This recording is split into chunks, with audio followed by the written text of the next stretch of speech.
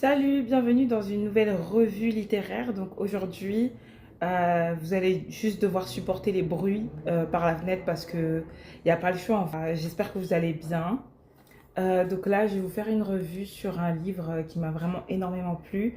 Donc c'est une société traditionnelle du Congo-Brazzaville, la dynamique des Moïse. Donc c'est un peuple qui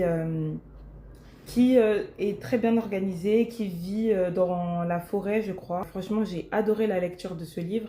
Je ne l'ai pas fini, comme le montre le marque-page, parce que, en fait, j'aime trop lire plein de livres.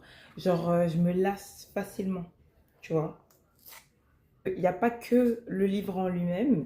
On a beaucoup d'informations sur les différentes implantations des moïs, comment juridiquement, traditionnellement, ça a été légiféré, les comportements entre les différents groupes, etc. Et donc, on voit que déjà, il y a différents groupes de moyés. Je n'ai pas vraiment les endroits où ils sont installés en tête, mais il y a des cartes dans le livre. Et sinon, bah, je vais vous lire le sommaire parce que franchement, genre, vraiment, ça m'a vraiment plu. Et peut-être, allez, je vous lis la conclusion, elle est courte. Allez, le sommaire. Il y a une bibliographie très, très riche. Je ne vais pas vous lire tout de suite le glossaire.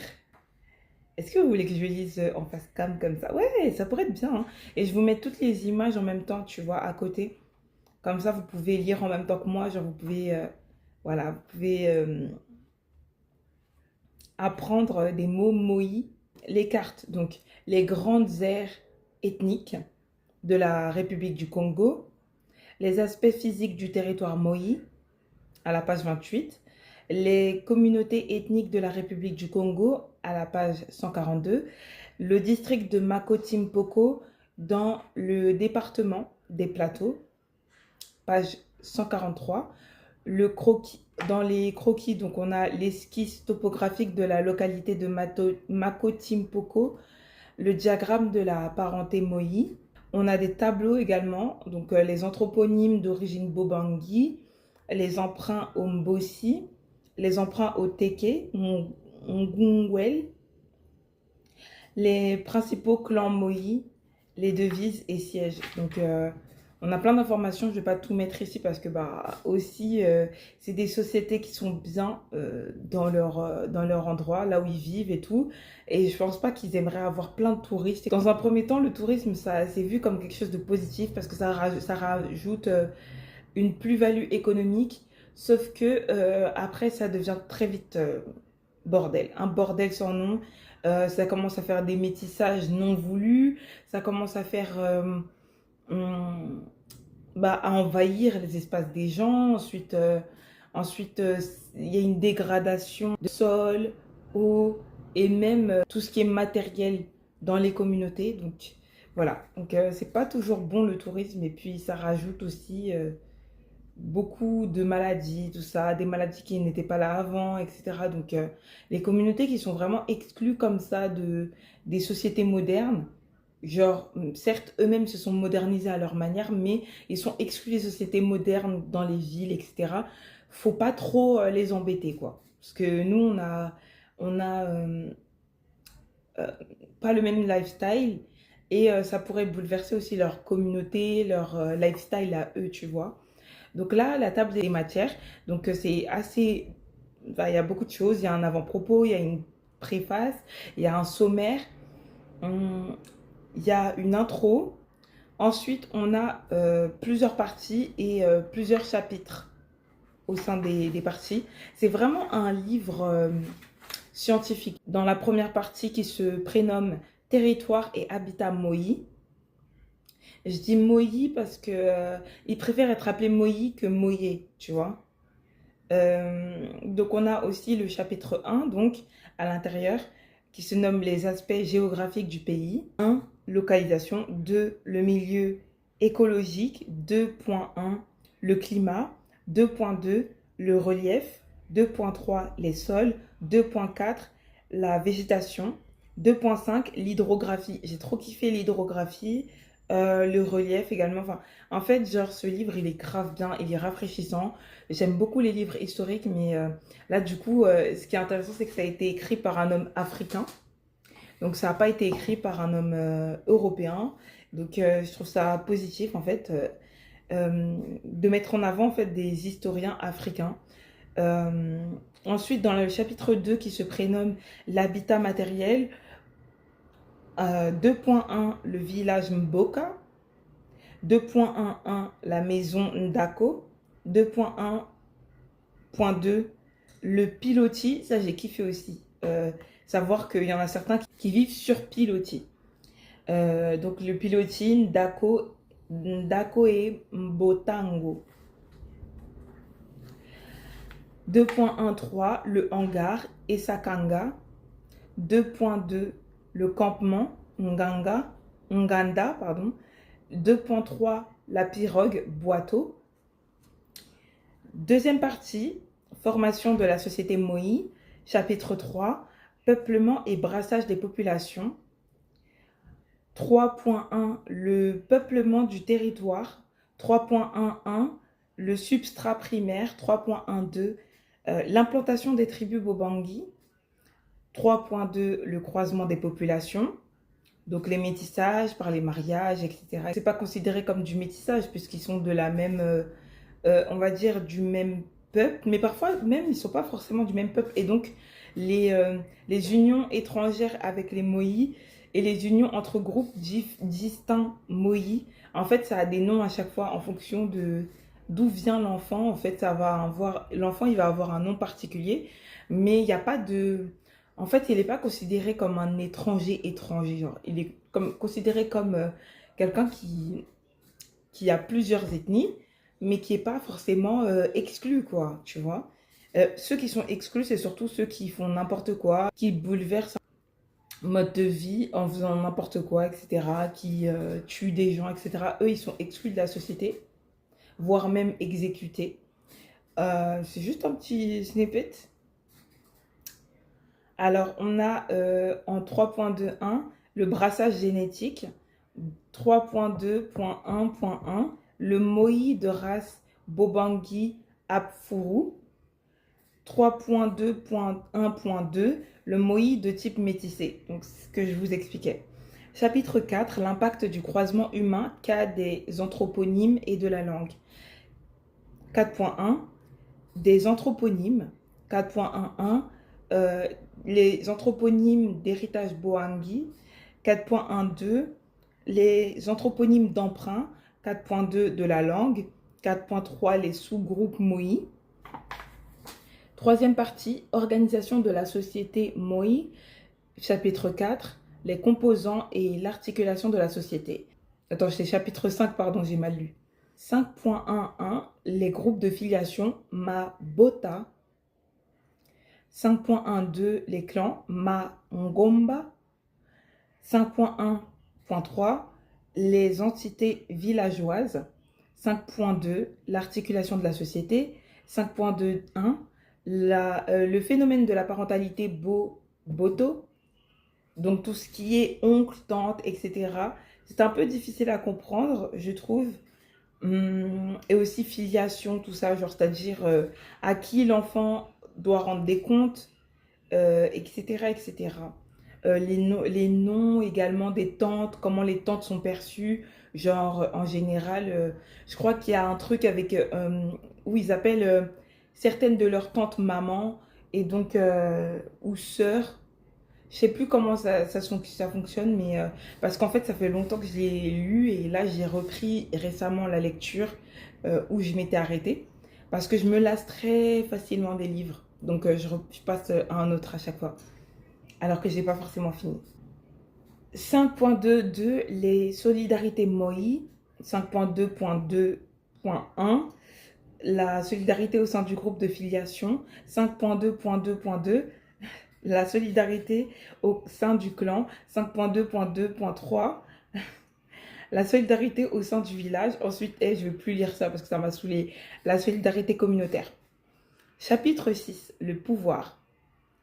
Du concept pouvoir, du concept de la cellule de résidence, Bokonzi, Bondako, page 70. Voilà, je vais faire comme ça maintenant parce que c'est dur à dire.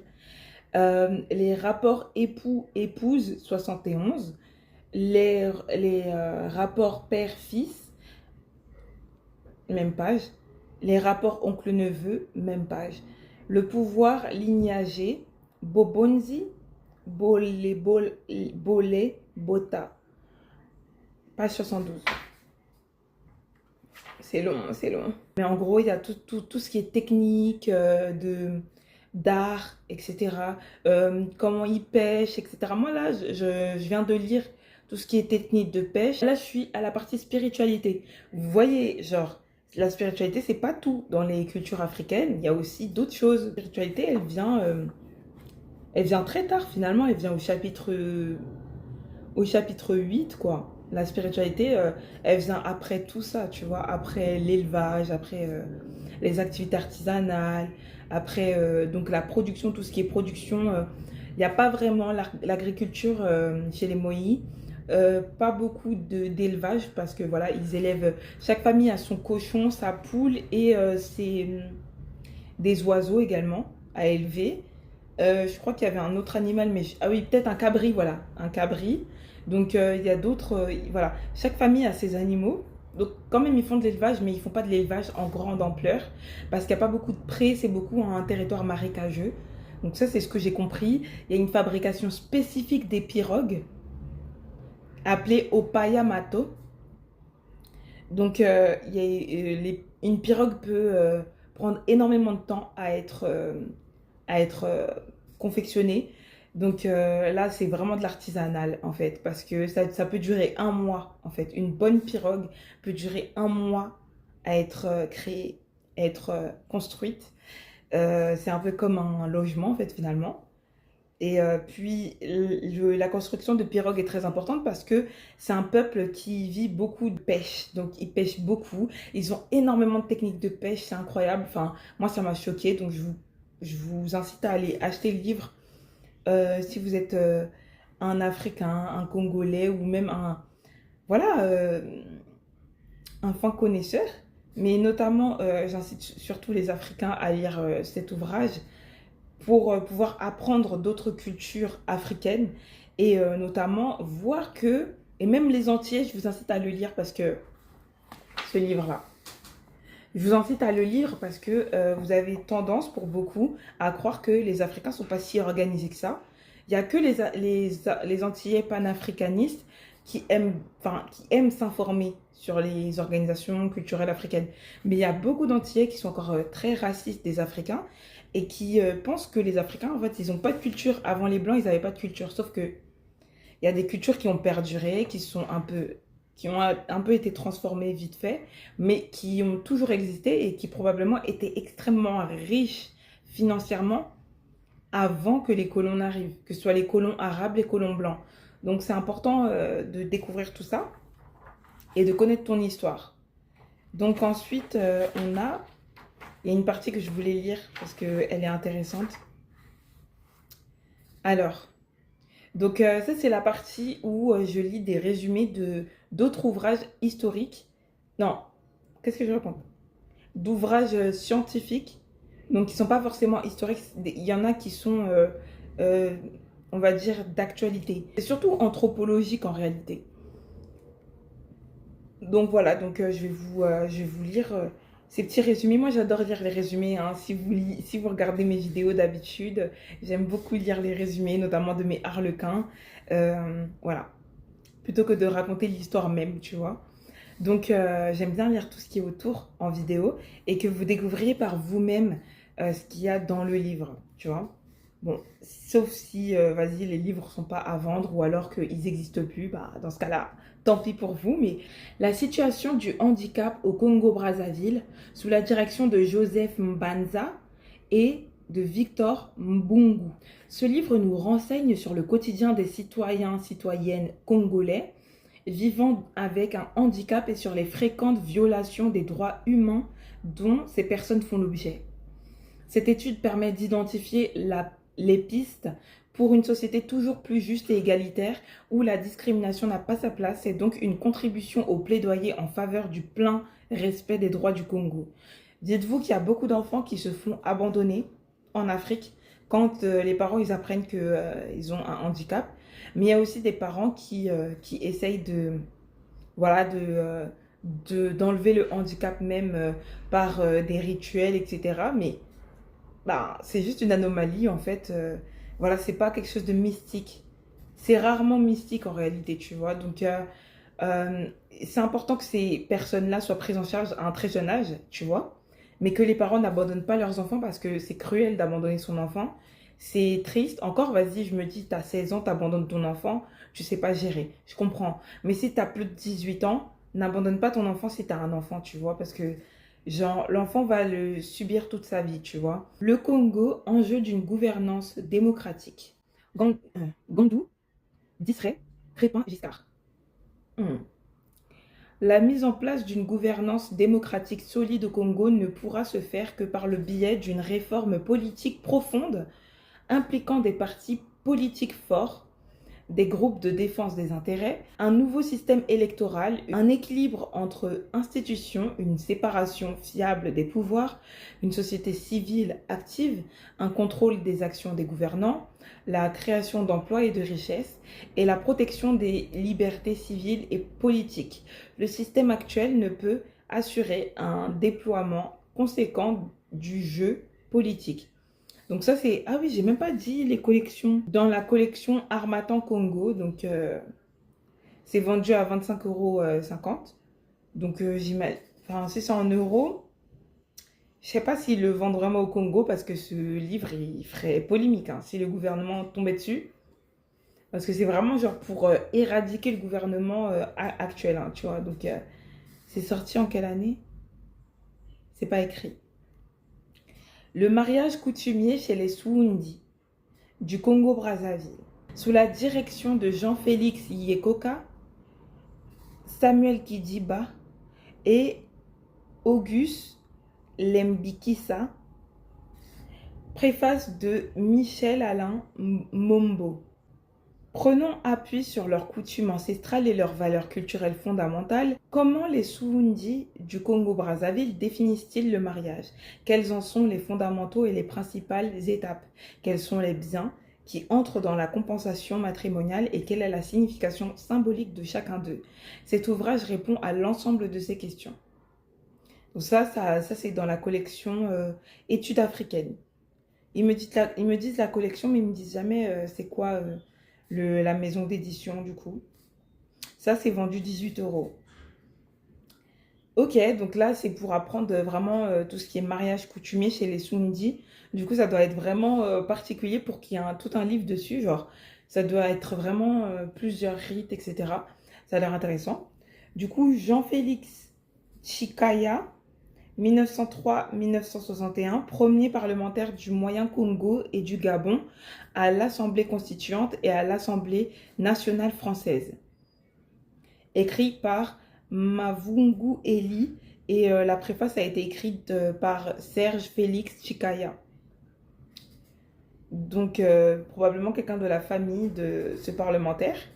Donc l'auteur n'a pas d'autre motivation que de faire sortir de l'oubli et du mépris une figure politique congolaise marquante de son temps, Jean-Félix Chikaya. Il est ainsi parti à la recherche de toute trace écrite sur sa vie et a récolté les témoignages de ceux qui l'ont côtoyé dans un style dépouillé et sans parti pris trop élogieux ou critique.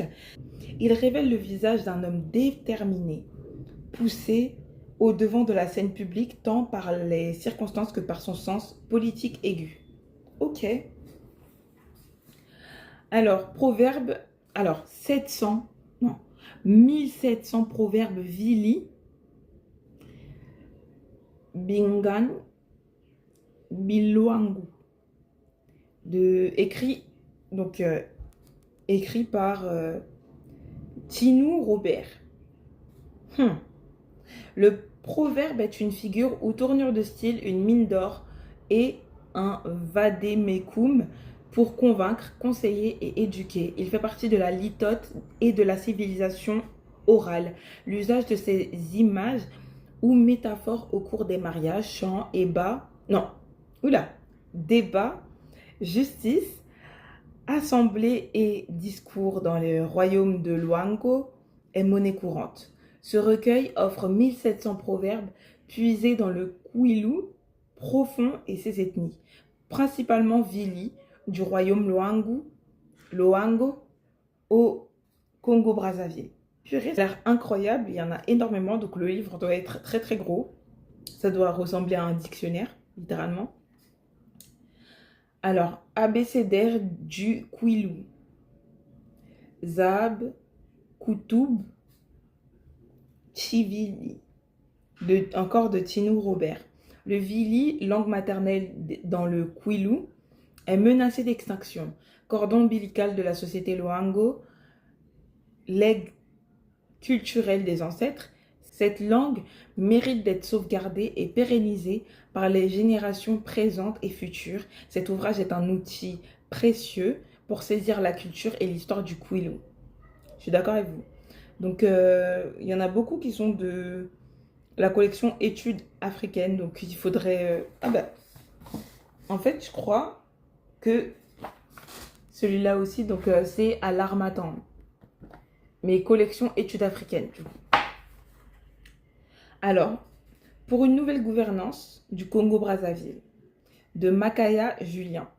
La République du Congo est confrontée à une profonde crise des valeurs morales et sociales. Cette crise est sans doute à l'origine de la corruption qui touche les différentes couches de la société et de l'amplification des antivaleurs. À cela s'ajoute l'absence de perspective de diversification de l'économie nationale, la mauvaise qualité de l'offre et de soins de santé, la déliquescence du système éducatif, la dépendance alimentaire, etc. Face à cette réalité, la convocation d'une nouvelle gouvernance devient une exigence patriotique. Harmattan Congo. This one, I like. Le handball féminin au Congo-Brazzaville. Les grandes dames des Diables Rouges. Écrit par Gabio Ghislain Joseph. La préface a été écrite par Marc Talancy. Bien qu'apparu tardivement sur l'échiquier du sport congolais, le handball a connu en l'espace d'un demi-siècle une ascension spectaculaire au Congo, une réussite belle et insolente, un exploit historique dont la palme d'or revient incontestablement aux dames qui, pendant des années, ont dominé ce sport au niveau continental. Telle est l'aventure, le morceau d'histoire sportive congolaise que nous conte Ghislain Joseph Gabio, ancien reporter de la radio-TV dans ce livre. Trop stylé. Ensuite, on a 4 derniers. Et après, du coup, je vais vous dire vite fait, on a combien d'harmattans en fait. Voilà, parce qu'il y en a beaucoup quand même. Ok. Oula, qu'est-ce que c'est? Logométrie et... Désolé, il y avait un tampon, là, j'arrivais pas à lire. Logométrie et dynamique de l'éco-publicité au Congo. Waouh, incroyable. Écrit par Ibarra Maurice. La préface a été faite par Emmanuel Okamba. Ce livre présente l'étude de l'efficacité de l'offre et de la demande publicitaire des produits de consommation de masse dans un contexte de développement durable caractérisé par des normes multiples. Il se propose d'analyser à partir de la logométrie les caractéristiques structurelles des messages publicitaires utilisés par les entreprises du Congo à travers leur logotype pour communiquer. Ok. C'est une étude des logos et de la respectabilité des entreprises sur comment ils aident à respecter la planète à travers leurs entreprises. Donc c'est très important. C'est très important de surveiller les entreprises de manière générale et mondiale. Mais franchement, c'est très bien. Franchement, j'aime bien en fait. Qu'ils aient fait un livre sur ça, j'aime bien. Sauvons la République. De la République des ethnies à la République des citoyens. Mbéry Martin. Martin Mbéry propose des solutions pour sauver la République du Congo de la situation actuelle. Il pense que la République, versant Congo-Brazzaville, est malade de ses institutions usées après un demi-siècle d'indépendance. Il faut en finir, mais comment? Sûrement pas par la guerre. Elle n'a jamais réglé un seul problème. La seule voie possible consacrant la paix reste celle du dialogue, des compromis, des consensus, ouvrant la voie aux réformes rendues nécessaires. Congo, le projet du peuple. Matongo, Jean Clair. Le régime de Brazzaville est le porte-étendard du pouvoir absolu. En République du Congo, lorsque les civils sont au pouvoir, les complots de l'armée sont des opinions. Lorsque l'armée est au pouvoir, les opinions des civils sont des complots.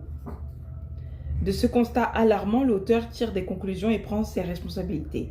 Il ouvre le débat et invite le peuple à consulter ses propositions. C'est dans la collection Point de vue, toujours de l'Harmattan. Plaidoyer pour une nouvelle République du Congo vers le renouveau constitutionnel en Afrique. Eteka Yemet Valère Gabriel. Préface d'Antoine Malonga. L'auteur de ce livre fait un plaidoyer en faveur de réformes constitutionnelles qui sont tabous en Afrique. Il propose que le Congo-Brazzaville serve d'exemple et passe du régime présidentiel actuel à un régime parlementaire construit sur la base du consensus. Il pense que le Congo est aujourd'hui en bonne posture pour prendre toutes les initiatives pour devenir le pionnier et le fer de lance du renouveau constitutionnel en Afrique. Ok. Possible. Alors, donc ensuite, on a tous les différents harmattans. Je ne savais même pas qu'il y avait autant d'harmattans. Il y a l'harmattan Italie. Donc, ils mettent les coordonnées. Il y a l'harmattan Hongrie. Donc, ok, très bien. L'harmattan Kinshasa, l'harmattan Congo, l'harmattan Guinée, l'harmattan Mali. On a des filiales aussi au Cameroun, en Côte d'Ivoire, au Burkina, au Sénégal et au Bénin. Ouais. Du coup, donc là, c'est tous les harmattans. Je pensais qu'il y aurait eu l'harmattan France, mais apparemment non. Et du coup, ben, il y a les adresses, etc. Mais ça a l'air tellement stylé, genre. Vraiment, j'aimerais tellement aller dans une bibliothèque où il n'y a que des livres l'harmattan pour vraiment découvrir des choses sur les cultures africaines écrites par des auteurs noirs, des auteurs africains. Donc franchement, ça aurait été vraiment incroyable. Donc voilà, ce livre était super intéressant. Demain, je vais rendre tous mes livres. Et du coup, là, je vais vous lire le glossaire, les sources et la bibliographie. Et la conclusion, je vous la lirai du coup soit dans une autre vidéo, soit en audio. Mais vu que la vidéo elle est déjà longue, je ne sais pas si je vais vraiment m'aventurer à étendre la vidéo de plus belle. Enfin, je sais pas. Après, ce qui est bien, c'est que les curieux qui n'ont pas envie de découvrir des choses sur l'Afrique vont encore plus se décourager vu que la vidéo sera extrêmement longue. Et ceux qui sont vraiment intéressés par tout ça sauront du coup que voilà, il y a de la place pour ça aussi sur ma chaîne. Il n'y a pas que du harlequin, il n'y a pas que des lectures anciennes européennes. Il y a aussi des lectures africaines. Et voilà, achetez-le. Il coûte 17 €. Ça va. Pour une lecture scientifique, ça va. Franchement, la plupart des livres scientifiques, ils coûtent super cher. À la base, je voulais utiliser ma ring light, mais en fait, au final, ça m'a même pas gêné qu'il n'y ait pas beaucoup de lumière. Genre, je trouve ça set the tone. Genre, ça me met dans un mood là. J'aime bien en fait. Genre, je sais pas, la colorimétrie de mon téléphone et de l'espace me plaisent bien. Merci beaucoup de m'avoir écouté. On se retrouve pour de prochaines revues littéraires et de prochains hauts livres. Mouah.